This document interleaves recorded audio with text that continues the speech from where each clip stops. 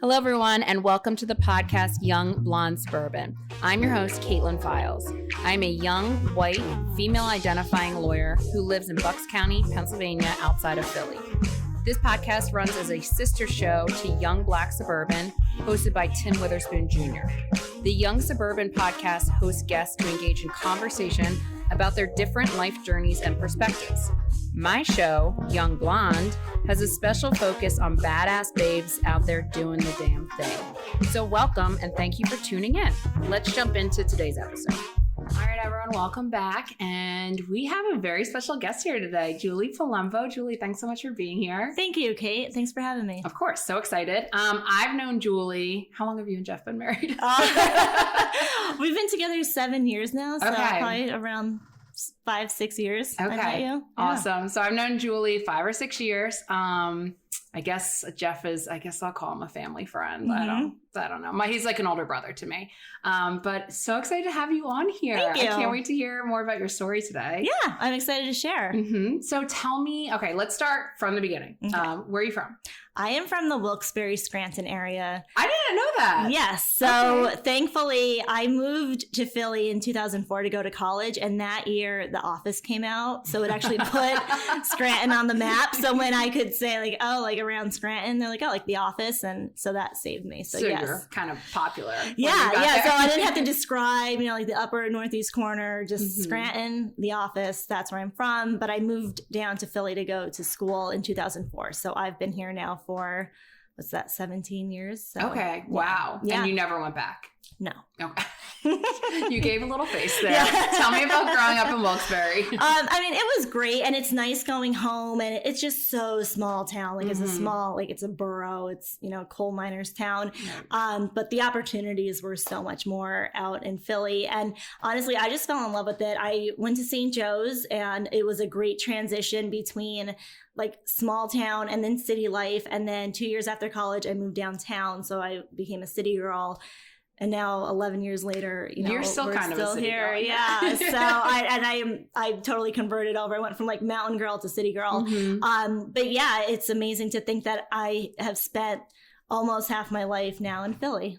I truly had no idea you're from Wilkes-Barre. I thought you were from right outside of Philadelphia. That's how much of a city girl you are to me. Take that as a compliment. I really thought you were from somewhere right off the main line, a quick 20 to 30 minutes outside No. Philly. I mean, my dad has a cabin and they hunt, and I could fish and all that stuff. Yeah. But now I'm a little converted over. Okay. Yeah. And you went to St. Joe's. Yeah. A hawk will never die. Nope. Is that where you Still met going. Jeff? No, so we were one of the new people on Hinge, the dating app. Oh, yeah. I'm on it right now. Okay. Well, I know many people who are married now from Hinge. Oh. So Cross your fingers for me. So we met in 2014. This actually ties into my health story too. So Jeff and I went to St. Joe's, and we actually both studied abroad in Rome at the American University of Rome, but we were a year apart, so we never crossed paths. But Hinge, I don't know if this is still the same way, but it used to connect you through Facebook friends. It does not anymore. I don't believe so. Well, but it's that's funny what it because was. Jeff doesn't even have Facebook anymore, but at the time he did. And I was in the hospital getting a PICC line put in 2 weeks before my surgery because for my Crohn's disease. And I was laying in bed, scrolling through Facebook, and this ad came up for Hinge, which I didn't know what Hinge was. And it just said meet local young professionals in your area. So I thought it was a business thing. So I signed up, and I soon realized it's a dating website. And I was like, well, where the heck am I going right now? Yeah. I'm anticipating surgery soon. This is going to be my entertainment. Mm-hmm. So I signed up for it. You get your 10 at the time, you got 10 matches a day or whatever. And then it wasn't until the beginning of May. So a little more than a month later, it was after my surgery.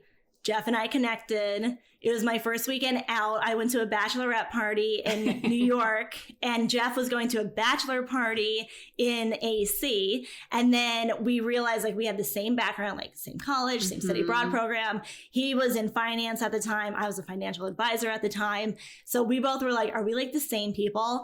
And that after that weekend, so he thinks I'm a lot of fun because I just went to a bachelorette party, not knowing I was bedridden the past month. And then we met like in person, it was May 6th. And I tried very hard to get him to go out for Cinco de Mayo to meet up, and that didn't work. And I was like, I'm never going to see this guy. Like, if we don't meet tonight, like, that's it. And then the next day he's like, hey, like, if you're up for a drink, let's go out. And that was it. Yeah. So he was so flirtatious through messaging me. Oh my God. And, like, I would pay money to read these messages. I saved them all. So I went back and I screenshotted our entire conversation, and it's the first page of our first scrapbook that I did of us. So I have like our first conversation. And so I'm that's going like, to tell all of his friends that this exists so they can go back and read them. That's amazing. Yeah. So they actually, thanks to modern technology, I guess now like you have your first conversation, but we were the first to use Hinge, and like I think Tinder like just became a thing at the time, but and I remember my friend saying, she's like, Julie, you're never gonna meet the love of your life on a dating app.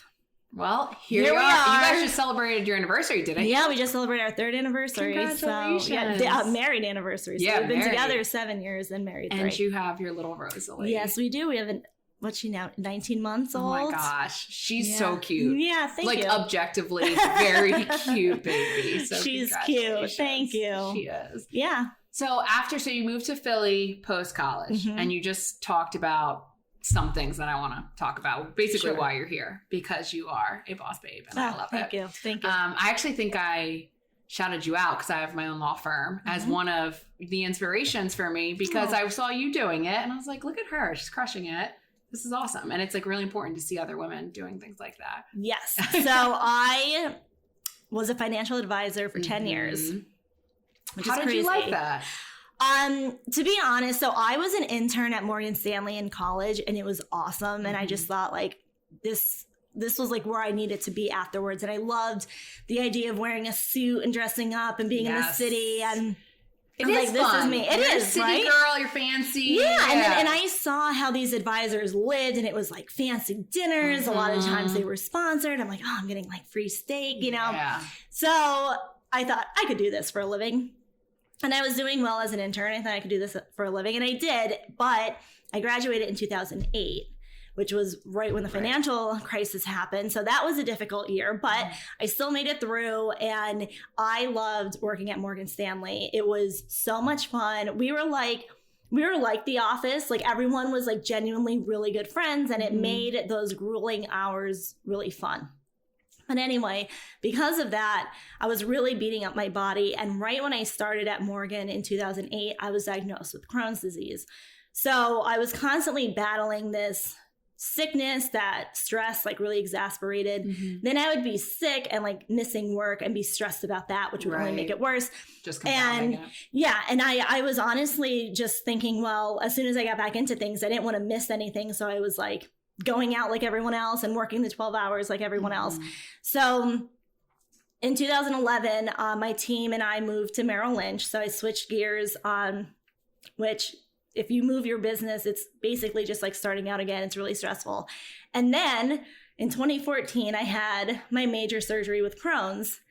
And it was a wake-up call that whatever I was doing was like not working for me. And when I moved to Merrill, that camaraderie was kind of lost, and I was missing that element. And I just felt like overall, like it wasn't me anymore. So I started working with a nutritionist on my own to help me with my Crohn's and like figure out, you know, what's going to work for me, because clearly just the medication alone wasn't. And I really loved learning about health and wellness. And I used to share some tidbits to clients because, you know, like I think when people know that you're chronically ill, they're more likely to share their own personal stories. Absolutely. So it's like a bonding thing. Right. And they would just like open up about any health issues, and I'd be talking to them about it. And I thought, wow, like this is my calling. I really, really like this. So I was always so afraid to leave the financial industry. I mean, like I had a great income and I was in it at that time, maybe 7 or 8 years, but it was just like this like thing I couldn't turn off. It was like, you need to be a health coach full time. Right. So I did. I started doing it like part time. I had to study, of course, first, become licensed. And then I started Best Whole Self kind of on the side. And then I realized like you have to give 100%, as you know, like you can't get 50-50 and expect anything. So I made the decision the summer of 2017. And I was just like, being an advisor was what I did, but being a health coach was clearly who I was. So I left January 1st of 2018 to be a health coach full time, and I've never looked back. And there's a lot of similarities between coaching people on their health as well and like their finances, because it's all about making the investment today for a better future. And you can't play catch up with your health. Like you can't play catch up with your money. Like you can't not save and expect to retire in 5 years, you know, and think you're going to do it. So there's a lot of similarities, and I just felt like I was making a difference. And when I launched Best Whole Self, I actually was declared in remission with my Crohn's. So I knew what I was doing for myself was going to work well for others. So, that's like the very long answer to your question. I loved it. Oh my gosh. It's amazing. You know, it's one of those things like you start somewhere and you think this is it, like this is the life for me. Right. And I mean, I was 22. So like, what did I know? Right. And because of what happened in my life, I, you know, completely switched gears and learned more about myself. And for that, now I'm doing what I truly love. Well, it's crazy. Like people do ask 18-year-olds, 20-year-olds, 22-year-olds to decide what they want to do for the rest of their lives. And we're babies. We don't even know who we are yet. And this fits you so well. I mean, you as a coach just fits you. I follow you on social media, everything that you post, but it just comes off so authentic and genuine. And you can see why you're having success, because I can see why people want to follow you. And I don't even have a chronic illness. So I can't even imagine how much I would be obsessed with you if I did have a chronic illness. Yeah. It's, you know, and you make a good point of like, you know, asking people like what you want to be when you grow up. I think a big, I guess like misunderstanding is that you make life a straight line. And it's like, okay, like you go to high school, college, you know, whatever afterwards, and then that's it. That's your path. But you could always course correct at any time. And, you know, like I knew I was going to turn 30 anyway. So either I turned 30 still doing the job that I hated, or I was going to turn 30 and do what I loved, you know, or whatever it is. So like, it's never too late to switch gears. And sometimes you don't realize who the true you is until like you go through it. And maybe you think it's a setback, but really it's not. And I learned that life is not a straight line, and you could definitely change courses at any age and it work out for you. So it's so true. And I feel like you meet a lot of people our age, like in their young 30s, who have kind of just been like, this is my life. Like, this is just it. And it's like, no, you only have a third of your life done. Yes. Like, you can completely pivot and move. Yes. It feels like once you hit our age, people are acting like, this is it. I'm not happy, but I'll survive. Yeah. And it's like, what are you doing? It's not worth it. And it's the whole like comfort zone thing too, you know, like, and it's kind of like, I'd rather be miserable, but know what's happening than take a chance into the unknown and like be happy. Yeah. So it's kind of like a safety net, which I get. And like, trust me, like a steady income was like really obviously important to me. And, you know, it ended up working out, you know, but I do think that anyone who's out there who's like, oh, I don't know, like the first thing to do is test it out, because it also may not be you. And like, I think it's so easy to fall in love with the idea of something. Absolutely. And then until you actually do it, like I am not cut out for corporate America. And in theory, it sounded great, but I'm not. And I could have talked to someone else from, like, you could talk to someone else from Merrill Lynch and they'd be like, oh my God, it's amazing. And then you talk to me and I'm not. Well, it all depends on your personality. And you don't know it until you live it. You know, like I'm sure like some people are like big law firms, like they want like the big like corporate thing. And others are like, no, like I need my own firm. And and it's a personality thing. And a lot of those things you don't know until you go through it. Or like in my case, I don't think I'd be able to be a health coach and launch the business that I did if I didn't have that background in building my financial advising business. So sometimes you do need that background to like, you know, get you to where you need to be. Absolutely. It's like a learning experience that helps you develop to who you are to be your best whole self. Exactly. Exactly. Yes. Best whole self. I love it. So can we talk a little bit about your journey with Crohn's? Yeah, sure. Okay. So can you first explain what it is? Because I feel like there's a lot of people who don't really actually understand what Crohn's disease is. So for the record, Crohn's disease is way more than just like chronic diarrhea. It is a whole body thing. So Crohn's and ulcerative colitis are combined into what's called IBD, which is inflammatory bowel disease.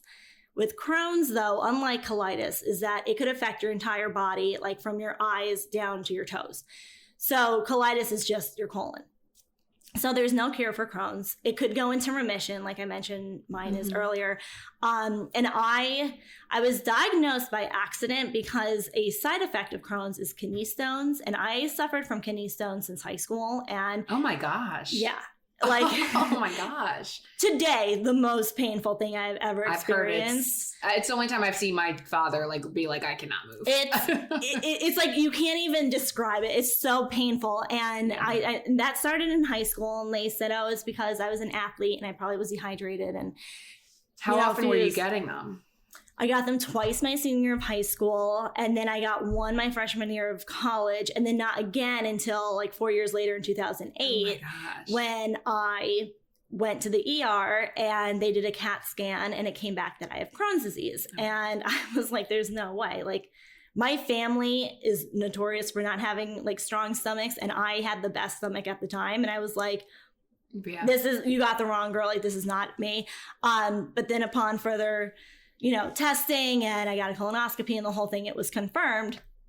So I was actually lucky to be diagnosed before I really had symptoms, so that the first time that I really had symptoms, they knew how to treat it. Okay. Unfortunately, some people go undiagnosed for years and they just don't know, because it's so similar. Like, it looks like ulcerative colitis, or it looks like just IBS, which is irritable bowel syndrome, that just gets caused like if you can't tolerate dairy.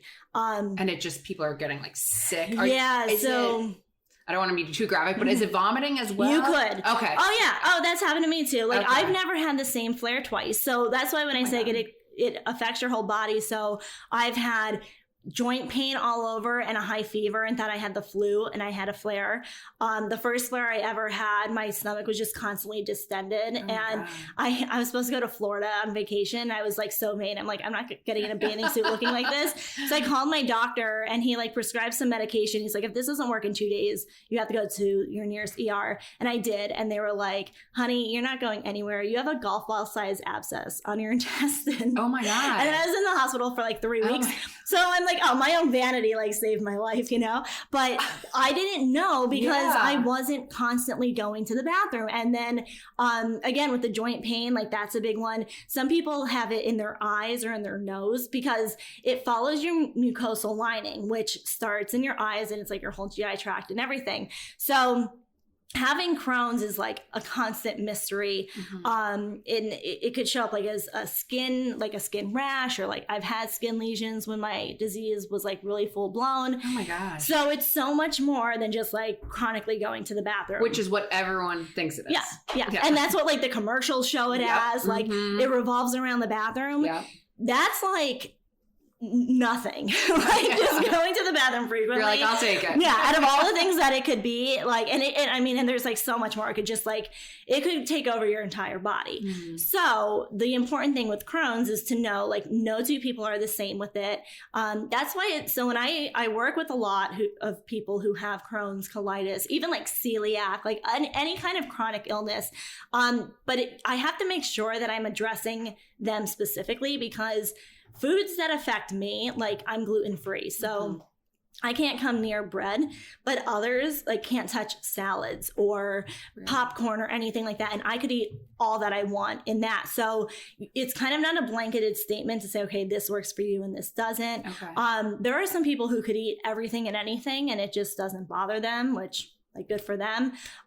It's just so different per person that it's really important that you look at a person as a whole. And if you are someone who has Crohn's, like, don't Google all of this, because you could fall into just one category. And like, maybe your thing is just like urgency and going to the bathroom a lot.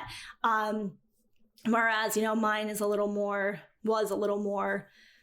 involved. So if you have Crohn's, you're not necessarily going to have the same dietary restrictions as the person next to you has Crohn's. It's exactly. Oh, yeah. Okay. Yeah. I didn't know idea. Yeah. So like I said, I'm gluten-free. I don't really tolerate. Is it just trial and error figuring out what works? Okay. Yeah. So when I went gluten-free, that was about 7 years ago, I was in denial. I was like, I don't have to go gluten-free. It was my nutritionist I worked with who said, this is a good place to start. It's easy. Chances are that this is your problem. And I used to think that it was normal how I felt every day. And that's kind of what happens when you live with a chronic illness. Like you skew your sense of normalcy. So I just thought everyone had like a distended stomach after they ate, or everyone had to like, I was like, oh, like you don't eat breakfast and like can't leave the house until you go to the bathroom. Like I just thought like that was just like how people lived.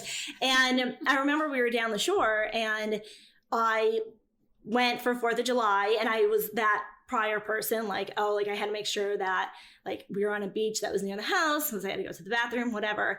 And then I went gluten-free that week after I got home from the shore. The nutritionist was like, enjoy your weekend, like get it all out of your system. Go out 4th of July. Yeah, like come Monday, like it's go time. And 2 weeks later, I went back down the shore and I stayed with different friends whose house was not on the beach, and we had to like drive to the beach. And I was like, oh my gosh, like, can I do this? I was fine all day. And I thought, oh, this is how it should be. Like, I shouldn't have to worry, like, is my stomach going to feel upset? Or like, do I have to be like careful when I put my bathing suit on, or like wear a cover up all day? Like all this stuff I just thought was normal. And it wasn't until I gave up gluten and saw how much better I felt that I realized, okay, that's a problem. So what I like to do with people who explain to me these symptoms, despite, you know, maybe them looking like they're in remission, or clinically like their lab work comes back great, but there's still, a lot of it is kind of like stomach cramps and pain and bloating. Like that's pretty common. The easiest thing to do is just eliminate gluten and or dairy, because dairy is another big irritant. I can imagine. Yeah, so it's one of those, and then you start there. And if that's not the problem, then you go to something else. And chances are, like, there are certain foods that are pretty common that are irritations of the gut, but overall, you just have to like go through trial and error until you figure it out. And I do like to tell people, I work with people who have IBS too, and a good acronym to remember for anyone who has dietary issues or digestive issues is to eliminate CATs. So it's caffeine, alcohol, tobacco, and sugar. Those are the 4 biggest irritants of the gut. So if you are experiencing any kind of digestive issues, cutting out CATs is like the best way to start. Oh my gosh, I indulge in a lot of those. I know, everyone's like, no, like those are like the most fun. Like, I can't have my wine, I can't have my literally bread. have a Trenta size coffee over there that I've been drinking all day. And like, but like for you, like that might not bother you at all. Like, it doesn't. You're totally fine. And there's others who like they cut out their morning coffee, and they're I had a client recently, and she was like, I'm totally fine. And meanwhile, like you're driving yourself crazy, like what's wrong? And caffeine is a stimulant. So it just speeds everything up. Yeah. And I mean, I have clients who purposely drink it for that reason, because the opposite could happen. Like you could not be able to go to the bathroom. And then like sugar is just so bad for the gut, and it just breeds bacteria and all of that. And like, it's just simple things that you could start cutting out. And alcohol, you know, unfortunately, but we'll just skip alcohol. Yeah. We'll do 2 out of 3. It's okay. And, you know, and tobacco, well, that's everyone's always like, no, that's, you know, not a thing. But hey, if you smoke and drink, you might want to reconsider. Yeah, absolutely. I'm actually surprised people would say tobacco's not a thing, because I would be like, obviously tobacco. And sugar to me is super obvious. Like I can feel so sick after I eat sugar. I tell people that all the time. So I'm like, sick. if you took a regular person and they ate it's, you remember Chutes and Ladders? Like the one shoot was a little girl like eating all the chocolate, and then she had a stomach ache at the end. Like that's like a normal person, let alone if you have serious digestive issues. You know, you don't want to go into like those refined sugars. It's just not going to be good. I can't imagine. And like, I do not give up the sugar. Like I'm still eating the thing of ice cream, but I know I'm going to feel terrible in an hour. But it's just whatever. I mean, and some people are like, no, like I really have to do this. And I'm like, look, like if it's every now and then, and you know I'm going to pay the price later, then do it. Like everyone needs to indulge every now and then, but like kind of, you know, just be aware. Yeah, absolutely. You know. No, you just also, we talked about your anniversary with Jeff, but like whatever. But you also just had an anniversary with remission or something with the surgery? Yeah, so it was just actually my surgery anniversary on April 10th that I had my surgery 7 years ago. And I always thought that surgery was like the worst case scenario. And I wish I had done it sooner because I just felt so much better afterwards. Can I, was it an elective or what was going on that you needed? Okay. So as I said, back in 2011, when I had that abscess, when like they wouldn't let me go to Florida, 3 years later, I had another one. So if I had an abscess twice in 3 years, clearly that part of my bowel was just so diseased that no medication was going to fix it.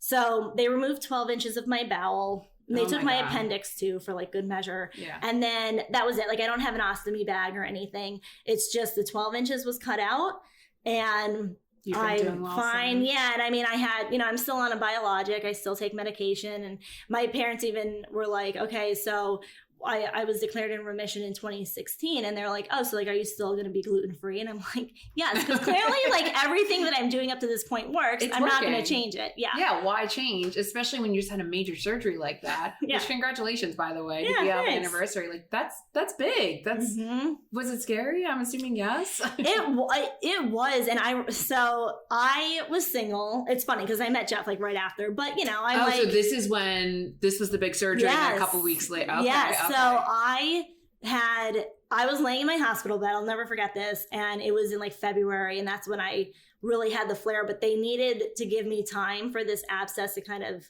shrink a little bit before going into operate. So I had like an 8-week period in between that. That's why then I needed the PICC line to give me the antibiotics to shrink this abscess. So I was laying in bed. It was like February and I don't know, I was just about to turn like 27 or 28. So of course, like the last thing I want is this scar on me. And I'm thinking it and I'm like, Jeff always knew I had Crohn's from like our third date and he never cared, but that was not necessarily the case with other people. And I didn't want to always share that. And I'll never forget my surgeon. He was so kind. I was laying in bed and he comes over and he grabs my big toe in the bed and he goes, "It's okay, Julie. Any guy who cares about that scar isn't worth it." And I'm like crying, like, thank you. Right, but that is true. Probably something you needed to hear. Yeah, and I was like, oh my gosh, like, you're right. Because if they did care, well, then like you weed them out, Yeah, like and hey, that's okay. If that bothers you that I have a chronic illness, like that's fine. Just like if it bothered you that like I had a cat, like that's on you. I don't judge you for that. But it was, him saying that was like, oh my gosh, yeah. So I was more upset about the scar than anything else. Like, well, you were young and single. Yeah, like that's what I cared about. And then I totally forgot I was going to be in pain afterwards. And I remember like before going in for the surgery and like they mentioned something about pain and I can't tolerate pain medications. So, like all I get is like Motrin. And I was like, wait, I'm going to be in pain after this. And I remember the nurse's face being like, she's like, yeah, well, you could talk to the anesthesia about that. Thinking like this girl has no clue what's happening. But I had a very easy recovery. I was only in the hospital 48 hours. It was tough getting back to full speed afterwards. But I think my ignorance on the matter actually worked to my advantage because if I like zoned in on like, oh, I'm going to be sick and I'm going to have to like recover. I'm going to be in so much pain. I think that would have brought me to that level. But I just was like, this is nothing.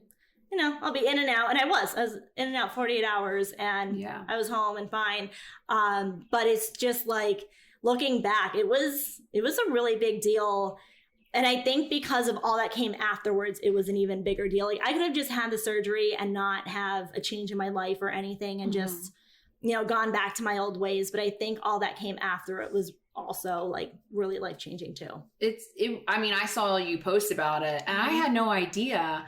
And I texted my sister-in-law. I was like, oh my God, did you know this? And she was like, I don't understand. Yes, I did. And I was like, oh my God, that's crazy. That's a huge surgery. I didn't know. I love what you said about the surgeon because I think I like I said, follow you on social media, but what I love about what you do in your business is that it feels so inclusive. And like, I'm sure so many people come to you, not like feeling bad about themselves, but feeling uncomfortable in their own skin because not only maybe if they have to go through a surgery or something like that, but I can't imagine having to always be concerned about where the bathroom is at all times. Like that has got to be detrimental on self-esteem and being comfortable in a situation. And everything you post is so like, you're beautiful just the way you are. And it's so lovely. Thank you. Like, did the surgeon have when you told the story, I was like, this reminds me of you, like, and what you post about. I guess it kind of did. I think a lot has to do with my support system too. Cause like I,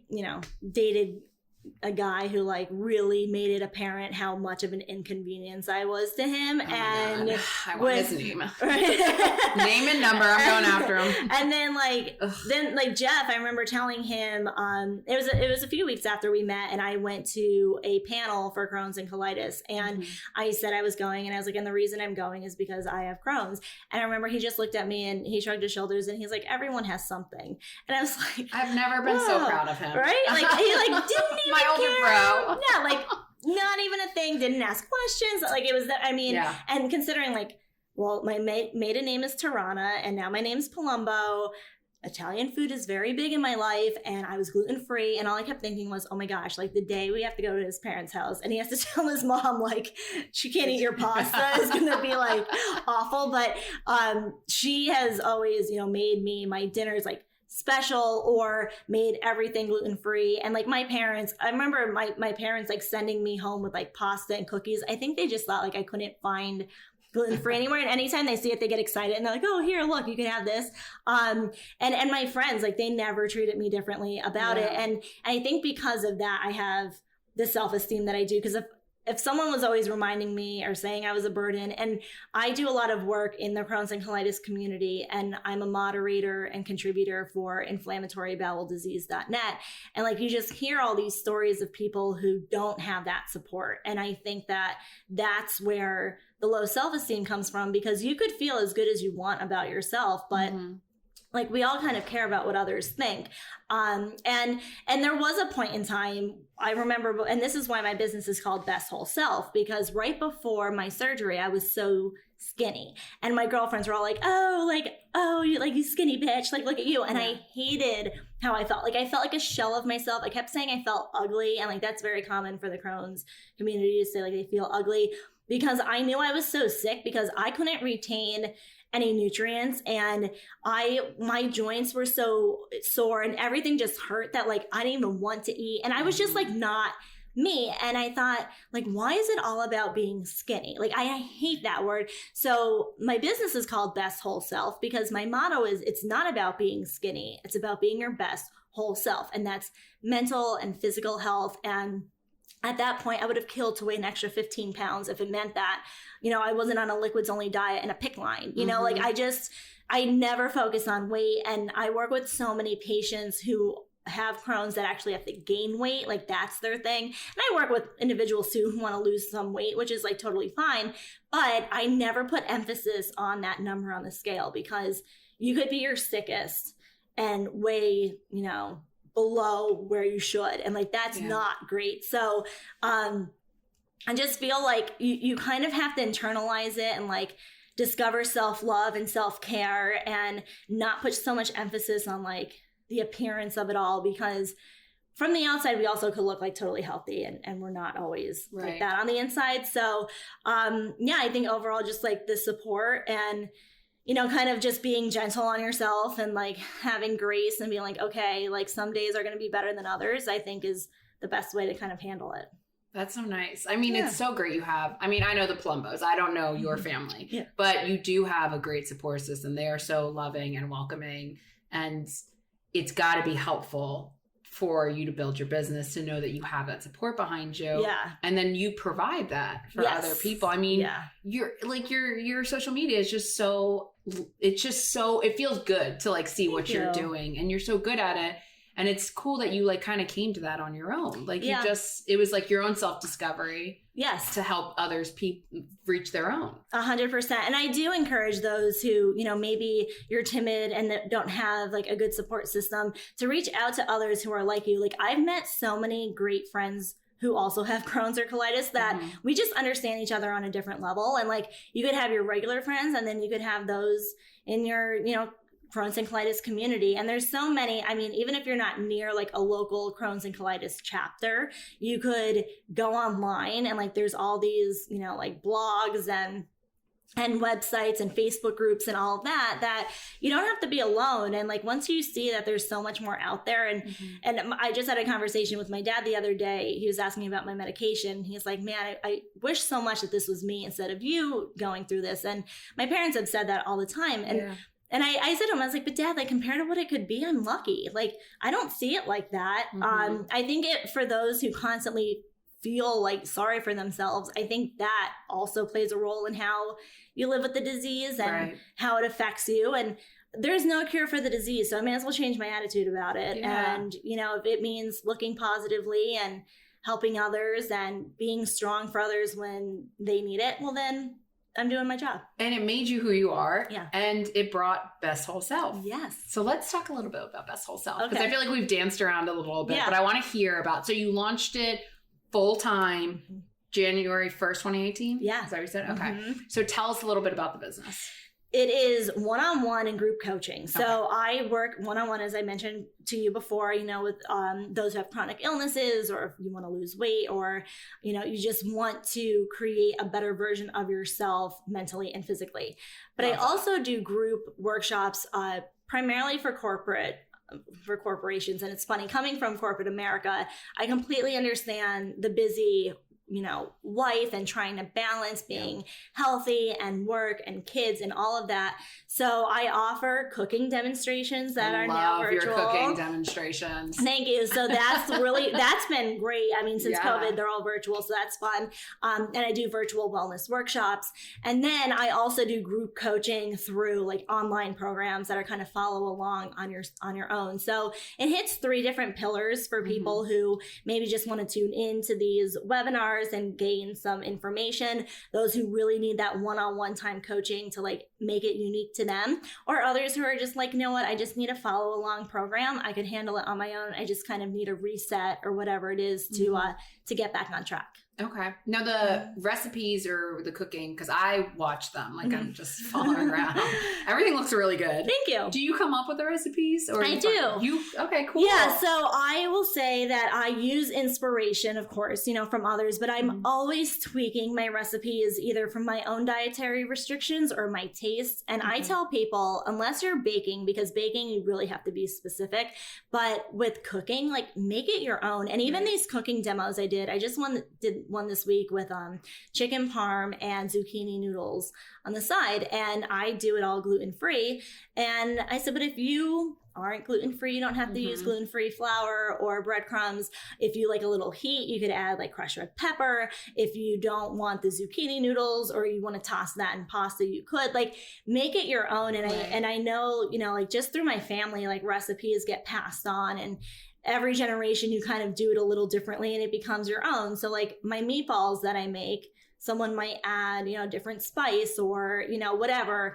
I think that's what's important about cooking, is that you make it your own. So I like to take something and tweak it so that it fits like my palate and dietary needs and all of that, and just have fun with it. I love your stir fries. Those are always the one I'm like, those look so good. I'm going over to their house right now. Oh my gosh. I love stir fries the best. And I am not a big fan of leftovers. So like, I don't do the meal prep. Like I don't kind of believe in it, because I'm like, well, I don't want to keep eating the same thing. Or how do I know? Like I always say it's like picking out your outfit for the week. Like, how do you know on Sunday what you want to wear on Thursday? Like, I don't know on Sunday what I want to eat on Thursday. Like, that's a good stuff way to could happen. Yeah. Like the weather could be some way that you're like, like I want something different, or maybe you're just not feeling great, whatever it is. So I like things that are quick and easy to make on the spot, because I don't like to do it ahead. But stir fry is one of those things, like you can make ahead, and the longer all the chicken and veggies sit in like the marinade, the better. So that is a great meal. And now that I'm home, like for lunch, I could eat, you know, that for lunch too. But I'm a big fan of like the quick, easy meals you can make like on the spot. I love that about meal prep, because I always feel like I'm failing at meal prep, because I meal prep and then that week I don't eat the stuff I prep because I don't want to eat it. Yes. And it goes to waste. Yes. And I feel terrible. But now I feel like I'm allowed to do that. No. I mean, like, it's probably like all like anyone in the health and wellness area is like, oh, she's not meal prep. I was just saying, you don't have tells you to meal prep. No, you don't have to.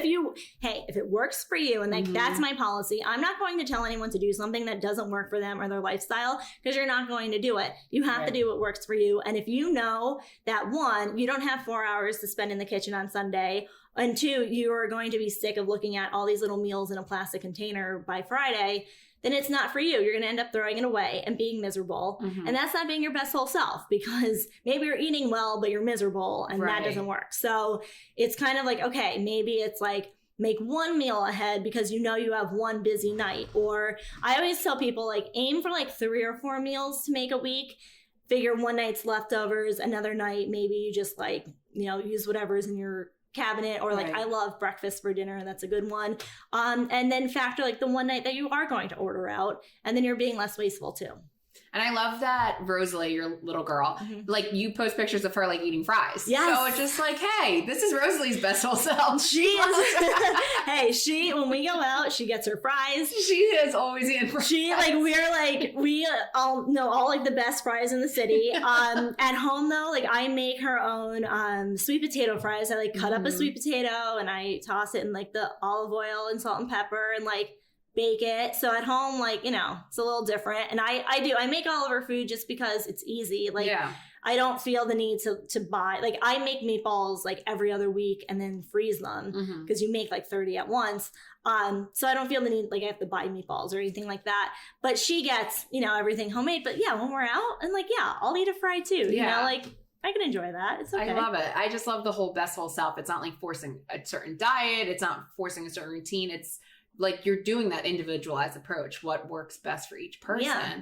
And you're building confidence in people. Yes, and we don't live in a vacuum. You know, even like last year, you know, despite being locked down with COVID, like we're not always cooking every meal and being home for every meal. And if your lifestyle, I have a client right now, she's always out on weekends with her husband, and they belong to a country club, and I know that they're going there on the weekends, and I don't want her to change that. Mhm. She could just change the other days of the week so that she could still enjoy her weekends, or still enjoy the social aspect and maybe like not drink as much or whatever. Like you have to know your lifestyle. And for someone like her to say, nope, you can't dine out ever, like just that's not going to work. Mhm. And for someone who is constantly on the road for business, like I work with a lot of realtors, and they don't have a desk job and they're constantly on the go. So it's all about, okay, like how can you have quick meals to go? If you do have to get a meal out, like what can you get? What's healthier? It's kind of all making it work for you and your lifestyle, because everyone is so different. You just have to make sure that it's like, okay, is this sustainable for me? Can I still enjoy my indulgences?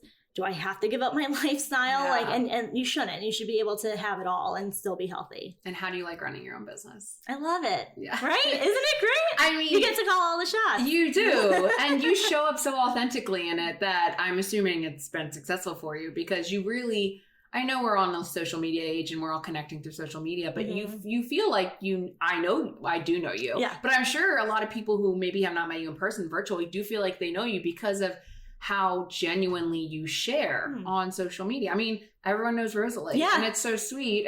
I don't see as much as Jeff, but that's Yeah. fine. We don't need to see him. But you sharing your story and your videos, and it's just so nice to see. And it's all part of me, you know, like Mhm. like sharing about having a daughter now. Like I had to make sure my health was in good shape in order to get pregnant, and then not only that, but then like to raise a child. Like Yeah. if I were how I felt years ago before changing everything and constantly exhausted and sick, like how could I take her to the park or, you know, And just she's keep a up with her spitfire. energy? Yeah, like, she's all over the she place. does not sit. So like it's not like, oh, like we could have a movie day. Like that's just not in the cards. Yeah. So, you know, that's all part of being my best whole self too. And I have to be there for her, and I'm a wife and a mom and the CEO of my company, you know. So with the addition of Rosalie, how are you balancing running the business with the baby? Fortunately we have off hours, like early morning and late at night is like for when I could do things that aren't client facing. Mhm. Throughout the week she goes to school, which helps. Okay. And I had to be very like more efficient, you know, and say, okay, these are my client days and these are the days I do this. And Mhm. like the little things that eat up time that, you know, could waste time just aren't a thing anymore, because I know I only have so many hours to get this done. And weekends, of course, are Right. there. I do work every day, not all day every day, but I do work every day just because that's what I have to do. Like I'm sure you know, like you don't have a Monday through Friday. It's Exactly. 7 days a week. You check in Yes. every day. Yeah. You have to when you're your own business. Yeah, and I like it. And, you know, I don't even feel like it's work. Like one of the policies I have with my clients is that they could always reach me 24/7. Mhm. And I know, you know, things come up. up or they have questions or they want to order off a menu and they'll like screenshot their phone and be like, hey, we're like ordering out. What should I get? I have a client who she's now okay on her own. But in the first 2 weeks we worked together, I was texting her every night at 5 p.m. not to have wine with dinner because she had to kick that habit. And she started it in COVID. She's like, I know this is what added to my weight gain. Yeah. So I would text her, and instead of saying don't have it, because the second someone says don't do it, you want to do it. So I'll be like, hey, like, how are you spending your night? Or like, what are you drinking tonight? You know, because it would just be the reminder. That like, you're coming in. Yeah. And that's what she asked. And after 2 weeks, like, it's just not a thing. She's, limited to wine, like Friday and Saturday on her own now. So I'm just there. Yeah. And like, it's the accountability factor. Or, so I'm on Peloton and I follow clients on Peloton and I'll see them doing a workout. And the one day my client committed to working out that day and it was like 5 o'clock and he still didn't work out.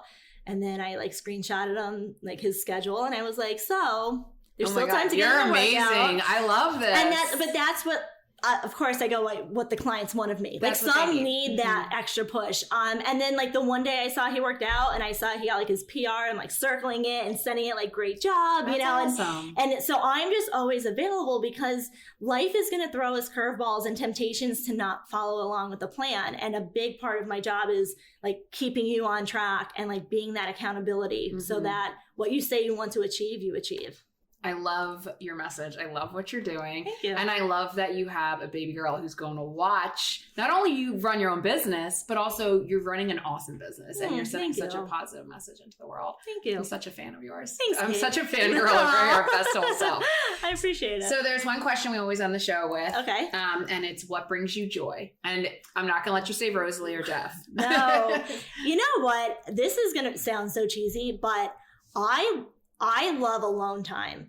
And years ago, I hated being alone. And I don't think I would have the relationship I have with Jeff if I was the person I used to be before, like being happy with myself. So like just being alone, whether it be sitting in silence, which I don't get a lot these days, or like getting a pedicure or just like walking outside and just taking things in. Like I enjoy my own company and it really just brings me joy knowing that no matter where I am, I could find that happiness and I don't have to rely on anyone for that. And it took me a long time to get to that point, and I'm really happy that I did. That was amazing. I love that so much. That is so great. And I think a lot of people struggle being alone. They don't want to be alone with their thoughts. And I think it has to do with how they feel about themselves. And Julie, you have such a beautiful message. Oh, thank you. Just positivity you sent into the world. Thank you. So tell people how they can find you for Best Whole Self. Sure. So you can go to bestwholeself.com or my Instagram is actually my name. So it's Julie M for Marie, Julie M Palumbo, Palumbo. Or you can email me at julie@bestwholeself.com. I love it. It's so great. Well, thank you so much for being on the show today. Kate. And we'll have you back sometime. Sounds great. Maybe with Rosalie. Oh. She'd have a lot to say. I know. Maybe when she's talking. Yeah. All right. Thanks, Kate.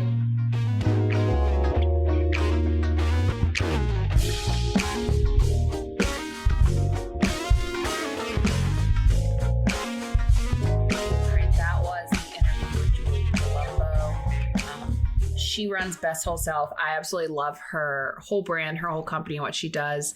I really love when she was talking about after you go through something that's really tough. With her, it was her health, but it's when you really discover your true self. And I think a lot of us go through really tough times, and that's when our true colors come out and we really see what we're made of. I also like when she talked about breaking out of that comfort zone, because a lot of people kind of sit back into their comfort zone, even though it's kind of miserable for them, instead of taking a chance on the unknown and being happy. And that's what she did with Best Whole Self, and kind of changing her outlook on something that is something she can't change, which is her health.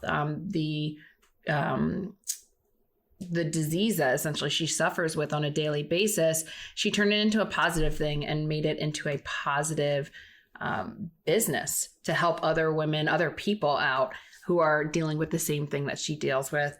And she talked about how being comfortable with herself and finding her best whole self has made her an even better wife, mom, business owner, and just all around better person just a better Julie. And I love her, and I absolutely loved her mission and everything she's doing.